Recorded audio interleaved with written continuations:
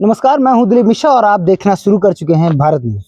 जैसा कि मैं आपको बताऊं कि जैसे ही चुनाव प्रारंभ होते हैं और चुनाव के जो छोटे छोटे हों या बड़े बड़े जितने भी राजनेता हैं अपनी चहलकदमियां दिखाना शुरू कर देते हैं, लोगों से जुड़ाव शुरू कर देते हैं और नए नए ऑफर्स लेकर जनता के बीच में पहुंच जाते हैं।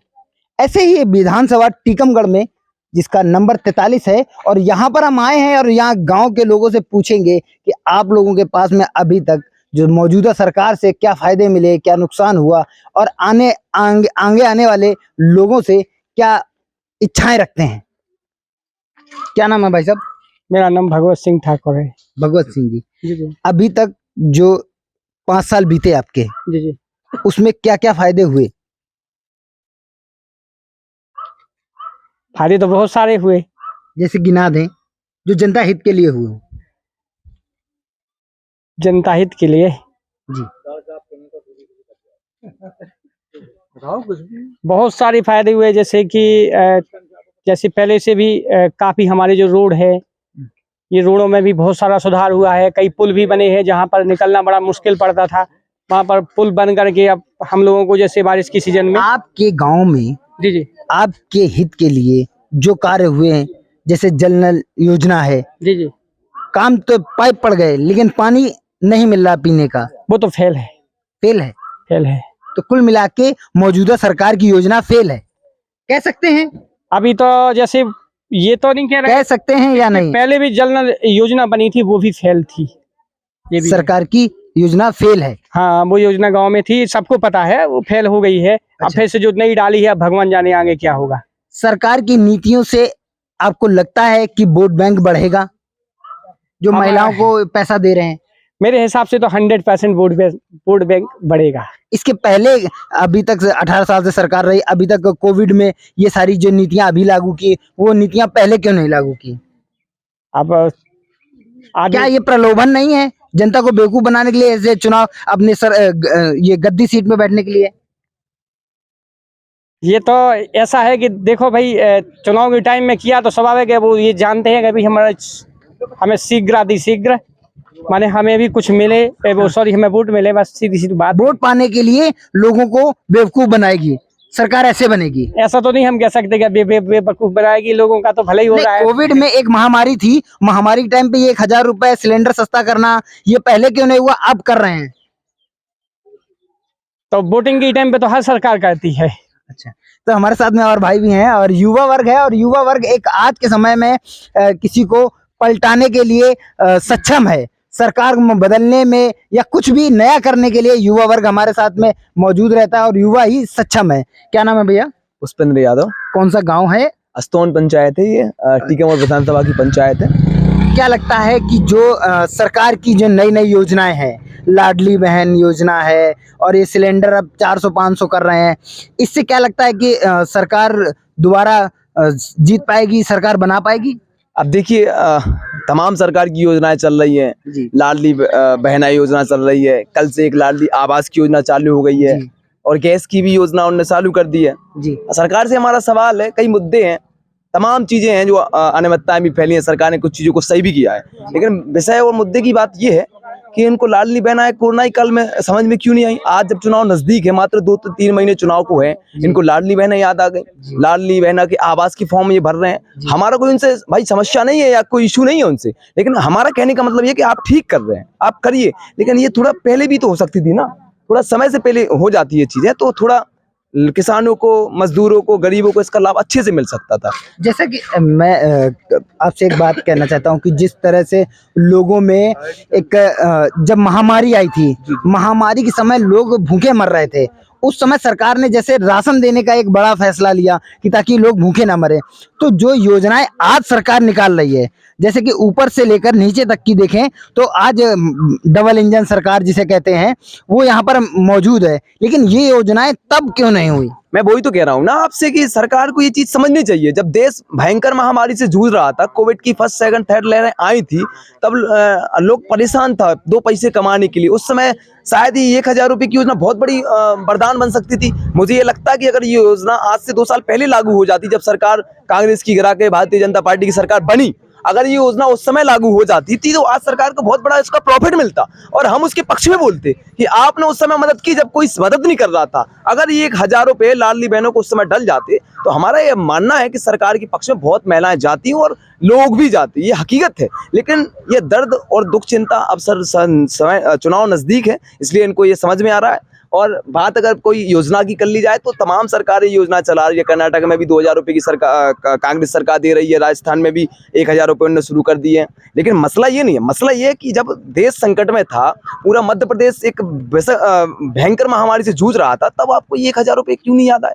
क्यों आप आवास योजना आपको याद नहीं आई? ये बहुत बड़ा इशू है। लेकिन अगर आपने शुरू कर दिया तो ये लाभ हित में है, जनता के हित में है, हम इसकी सराहना करते हैं। कोई भी सरकार करे, जनता को लाभ मिलना आप ये बताएं, जिस तरह से आपके यहाँ पेपर्स वगैरह लीक हो रहे हैं, लोग, युवा वर्ग है आज बेरोजगारी की एक सीढ़ी लंबी कद की हो गई है, लोगों को चढ़ना आफत दिख रहा है। और उस समय पे अगर पेपर लीक हो जा रहे हैं, घूसखोरी चल रही है या इस तरह की गतिविधियां देखने को मिल रही, सुनने को मिल रही हैं, तो उसके बारे में क्या ओपिनियन रखते हैं? आप युवा हैं। ये तो मीडिया को समझना चाहिए ना। देश का चौथा स्तंभ में मीडिया, उसको समझना चाहिए कि देखिए फर्स्ट रैंक जिनकी आ रही है, 5th रैंक जिनकी आ रही है, उनको मध्य प्रदेश के 52 जिले के नाम पता नहीं कि मध्य प्रदेश में कितने जिले हैं। इनको अपने जहाँ, जैसे हम टीकमगढ़ संभाग से, यहाँ टीकमगढ़ जिले से हैं, हमारे संभाग हमें पता नहीं कि हमारा संभाग क्या लगता है, पृथ्वी ऊपर लगता है कि सागर लगता है। जब हमें ससुरा यही पता नहीं, तो आप बताइए क्या आलम है शिक्षा का। आप ये देखो, विषय ये है, सरकार से हमारी इस बात की लड़ाई है, चिंता इस बात की है कि यार लोगों को रोजगार नहीं मिल पा रहा है यार, रोज लोग तरस रहे हैं और आप 15-15, 20-20 लाख रुपए में नौकरियां बेच रहे हैं। ये आलम है हमारे देश का,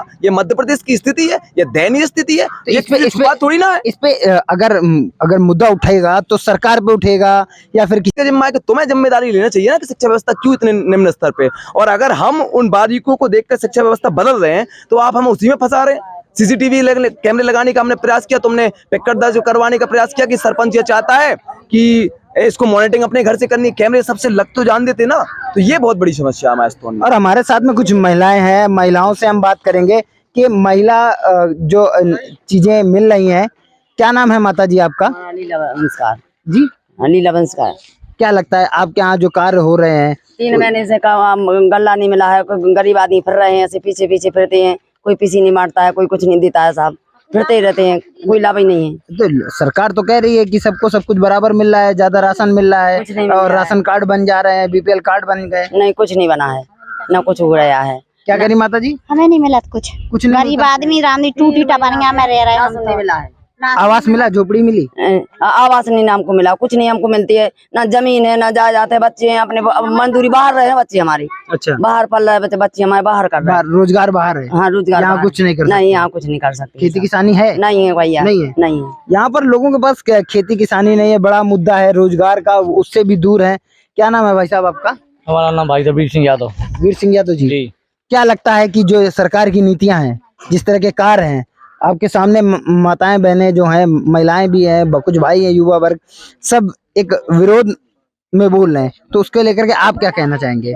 वो तो ऐसा है कि जो सरकार ने जिसको लाभ दिया है वो सरकार के पास लेखा रखा है। ऐसा नहीं है कि किसी को आवास नहीं मिला हो, किसी को राशन नहीं मिल रहा है। हाँ। ये तो सरकार के पास डॉक्यूमेंट सबका लगा है। अच्छा, कहने से तो कुछ होता नहीं है। हाँ। हो जाए। लोग कई गांव में गए, लोगों ने कहा कि जिनके पास पक्के मकान बने खड़े हैं और आदिवासी जो झोपड़ी डाल के रह रहे हैं उनको आवास नहीं मिला, लेकिन जिनके 2 पक्के मकान बने खड़े हैं उनको मिला है। ऐसे हमारे पास सबूत हैं। नहीं, सबको मिला है। जिसको मिल रहा है वो भी रो रहा है और जिसको नहीं मिला है वो नहीं रोता है। ये बात सत्य है। अरे जिसको मिल रहा है वो रो रहा है, जिसको नहीं मिल रहा है वो वाला रोता है। वो कहता है मुझे पट्टा चाहिए, सरकार पट्टा दे, मुझे एक और कुटी दे, लड़का को मिल गई, बहू को मिले। ऐसा नहीं है सरकार। आपके सामने माता जी हैं, ये झूठ बोल रही हैं, इनको मिला है। माता जी को नहीं मिला है तो आप क्यों आप कह रहे हैं कि जिनको मिला है वो रो रहे हैं? नहीं, हम व्यक्तिगत किसी की बात थोड़ी कह रहे हैं। आपने यही तो बोला ना कि आपने ये बोला मिला है, उसके बाद शासन के पास डॉक्यूमेंट है कि नहीं है? हाँ, शासन के पास तो सब कुछ उपस्थित है, लेकिन आपके पास क्या माता जी? ये 2 महीने से नहीं मिला। देख लो तुम, आप देखो, अब ये सामने बोल तो रही है। देख लो, वो नहीं मिला तो वो आप आरोप लगा रहे हैं कि जिनको मिल रहा है वो रो रहे हैं, जिनको नहीं मिल रहा। सरकारी दुकान सील है, दुकान सील है तो वो कोटेदार की गलती है कि सरकार की गलती है? क्या कहना चाहेंगे आप? क्या इसके बारे में कुछ बोलेंगे? क्या कहेंगे इसके बारे में, जिस तरह से भाई साहब कह रहे हैं? शासन की कमियां हैं। शासन सरकारी दुकान बनाए, अपना आदमी रखे, उचित महीने के महीने का राशन बांटा जाए, तो ये कमियां शासन की तो हैं। क्या लगता है कि जो अभी दुकानें थी उनमें क्या कुछ मिक्सअप होता था क्या, किस तरह से? ऐसा होता है कि उनकी बांटने की प्रक्रिया है जो गलत है।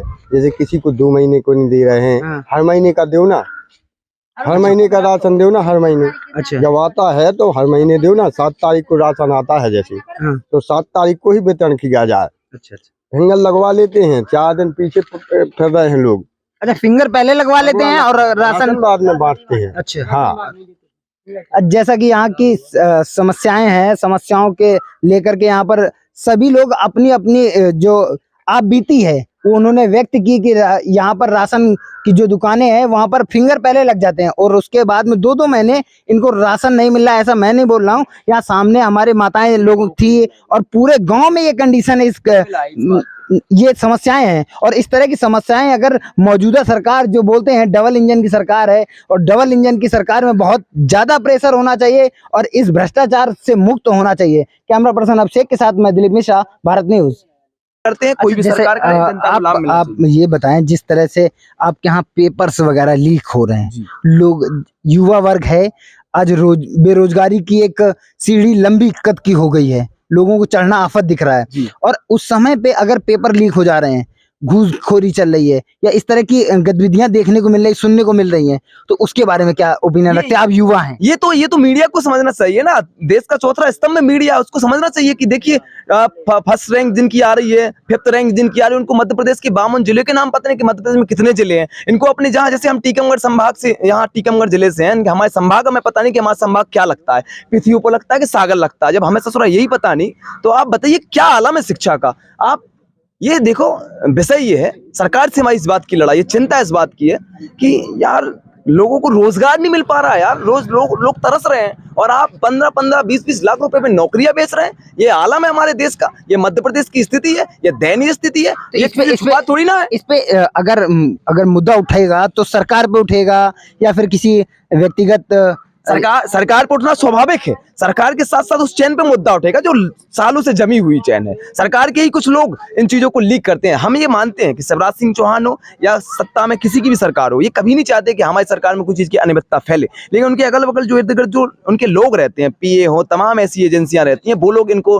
डिस्टर्ब करते हैं, उनको लीक डबल इंजन की सरकार में इस तरह के जब अपराध को कम करने के लिए बात की जाती है, जहां जातिवाद की बात आती है, हिंदू मुस्लिम की बात आती है, उस जगह डबल इंजन की सरकार को तो कारगर होना चाहिए। इस तरह के जो फैलाव हो रहे हैं, लोगों में जो जुड़ाव हो रहे हैं कि अब ये पेपर लीक हो, ये चीजें होनी चाहिए। हिंदू मुस्लिम राइट जो बनते हैं ये होने चाहिए। देखिए, अभी ये तो डबल इंजन की सरकार जाने, हमारे यहाँ भी मुस्लिम लोग हैं, 70-80 वोटर है हमारे मुसलमान के हैं, लेकिन आज भी आप गांव के लोगों से पूछ लीजिए, यहाँ के मुसलमान लोग देवी माता की यहाँ जल ढारने जाते हैं। हमारे गांव की सच्चाई है, वो लोग इन चीजों को नहीं मानते हैं। सरकारें आपस में उलझा देती है, हिंदुत्व को हो चाहे मुसलमान हो, हम लोग सब एक भाईचारे से यहाँ रहते हैं और हमारे यहाँ पे 70-80 वोटिंग यहाँ मुसलमान लोगों की है, भाइयों की है। हम लोग सुख चैन अमन शांति से रहते हैं। वो हमारे धर्मों को मानते हैं, हम उनको धर्मों को मानते हैं। वो हमारे यहाँ मंदिर पे मत्था टेकते हैं, हम उनके मंदिरों पे मत्था टेकते हैं। अब पता नहीं ससुरा कहाँ से कौन ये बात लीक करता है कि हमारे मुसलमान हिंदुओं की बनती नहीं है। आप हमारे आस्तौन का परिवेश देखिए, यहाँ बड़ी माता हमारे आस्तौन में विराजमान है, यहाँ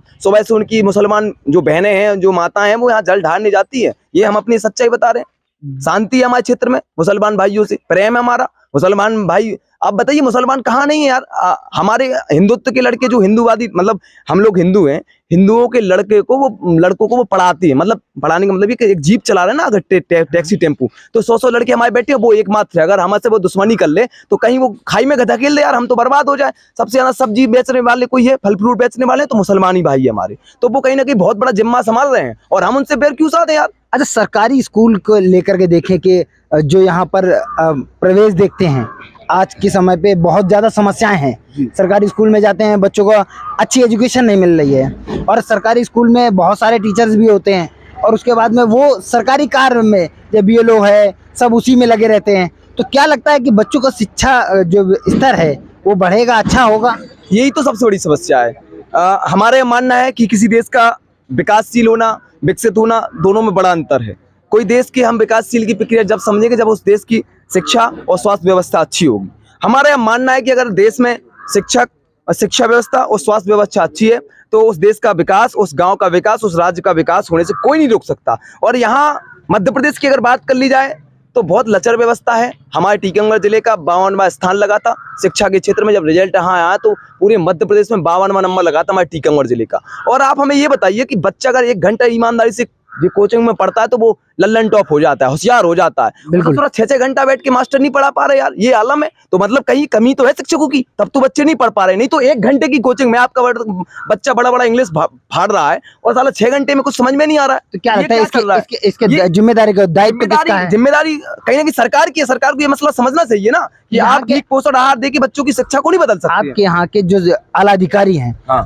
आला अधिकारी इस पर कोई बड़ा एक्शन क्यों नहीं लेते हैं? सब नेता बन गए ना, मास्टर कोई बचा ही नहीं आज के समय। हकीकत और मुद्दे की बात तो ये है कि आज के समय शिक्षक कम और नेता ज्यादा हो गए हैं। बहुत बड़ी ईमानदारी है, इसको समझना पड़ेगा। और हम ये बताने में संकोच नहीं करेंगे कि हमारा बहुत बड़ा अस्तोन मतलब टीकमगढ़ विधानसभा की सबसे बड़ी पंचायत अस्तोन है। यहाँ कम से कम 50 मास्टर यहाँ पढ़ाने आते हैं। आलम व्यवस्था ये है कि यहाँ की जो शिक्षा की नीति है वो बहुत नीचे स्तर पे है और मास्टर यहीं से प्रमोशन मतलब यहाँ पे वो पदस्थ होते हैं और यहीं से रिटायर्ड होके जाते हैं। ये अस्तोन की बहुत बड़ी एक जगह टिकाऊ बन गए। टिकाऊ मतलब कि कोई कहने वाला नहीं है। अगर मैं अपना इशू बताता हूँ, हमने सीसीटीवी कैमरे लगाने का प्रयास किया पंचायत में कि मध्य प्रदेश की एकमात्र ऐसी पंचायत जहाँ गवर्नमेंट स्कूल में सीसीटीवी कैमरे लगवा दिए जाए तो व्यवस्था शायद बदल जाए। लेकिन हमें फंसा दिया गया। उसी से जिला शिक्षा अधिकारी ने हमें परमिशन दी कि जाइए भैया तुम सीसीटीवी कैमरे लगवाइए अपने गांव की निधि और अपने सरपंच की निधि से। हमने लगाने का सारा प्रयास किया, लेकिन जिला शिक्षा अधिकारी ने फंसाने का प्रयास किया, पिक्चर दर्ज करवाने का प्रयास किया। ये स्थिति है। बताइए, अगर युवा कोई सरपंच बन गया तो अगर वो शिक्षा व्यवस्था को बदलना चाहता है, आप नहीं बदल पा रहे हैं, ये जिम्मा किसका है? सरकार का जिम्मा है। ये जिम्मा किसका है? शिक्षा अधिकारी का जिम्मा है कि तुम्हें जिम्मेदारी लेना चाहिए ना कि शिक्षा व्यवस्था क्यों इतने निम्न स्तर पे। और अगर हम उन बारीकों को देखकर शिक्षा व्यवस्था बदल रहे हैं तो आप हमें उसी में फंसा रहे हैं। सीसीटीवी कैमरे लगाने का हमने प्रयास किया, तुमने पिक्चर दर्ज करवाने का प्रयास किया कि सरपंच ये चाहता है कि इसको मॉनिटरिंग अपने घर से करनी है, कैमरे सबसे लग तो जान देते ना। तो ये बहुत बड़ी समस्या है हमारे अस्तोन में। और हमारे साथ में कुछ महिलाएं हैं, महिलाओं से हम बात करेंगे कि महिला जो चीजें मिल रही हैं। क्या नाम है माता जी आपका? नीला बंसकार जी, नीला बंसकार। क्या लगता है आपके यहाँ जो कार्य हो रहे हैं? 3 महीने से गल्ला नहीं मिला है, कोई गरीब आदमी फिर रहे हैं, ऐसे पीछे पीछे फिरते हैं, कोई पीसी नहीं मारता है, कोई कुछ नहीं देता है, साहब फिरते ही रहते हैं, कोई लाभ ही नहीं है। तो सरकार तो कह रही है कि सबको सब कुछ बराबर मिल रहा है, ज्यादा राशन मिल रहा कुछ नहीं है मिल और रहा राशन कार्ड बन जा रहे हैं, बीपीएल कार्ड बन गए। नहीं, कुछ नहीं बना है, ना कुछ हो रहा है। क्या करी माता जी? हमें नहीं मिला कुछ नहीं गरीब आदमी रामदी टूटी टपरिया में रह रहे हैं। राशन नहीं मिला है, आवास मिला, झोपड़ी मिली? आवास नहीं हमको मिला, कुछ नहीं हमको मिलती है, ना जमीन है ना जायदाद है। बच्चे हैं अपने मजदूरी बाहर रहे हैं, बच्चे हमारी अच्छा, बाहर पल रहे हैं, बच्चे हमारे बाहर कर रहे हैं। रोजगार बाहर है। हाँ, रोजगार यहाँ बाहर। कुछ नहीं कर नहीं, यहाँ कुछ नहीं कर सकते। खेती किसानी है? नहीं है भैया, नहीं है। नहीं है। यहाँ पर लोगों के पास खेती